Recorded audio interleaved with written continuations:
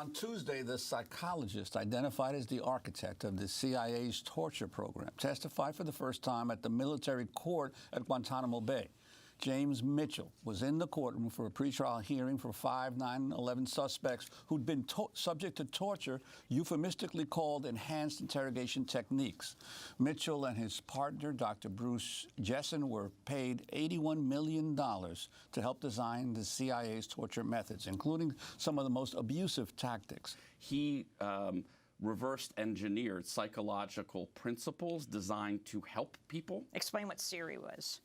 SIRI is a training program that U.S. officers are subjected to in order to resist torture.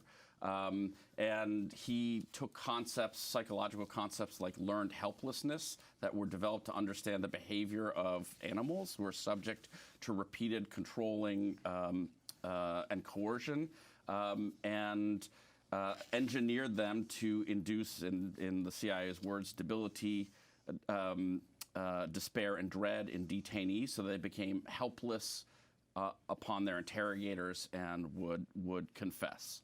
In many cases, obviously false. And soldiers were trained in it, right? Survival, evasion, resistance, and escape. Right, that's the acronym, yeah. But then they reverse engineered it to do this to prisoners. Yes, and SIRI was designed emerging out of the Korean War because U.S. soldiers were subjected to severe forms of psychological and physical torture by their captors, the sort of Chinese communists. And so these techniques were designed to instill resistance in U.S. soldiers should be subject to this again.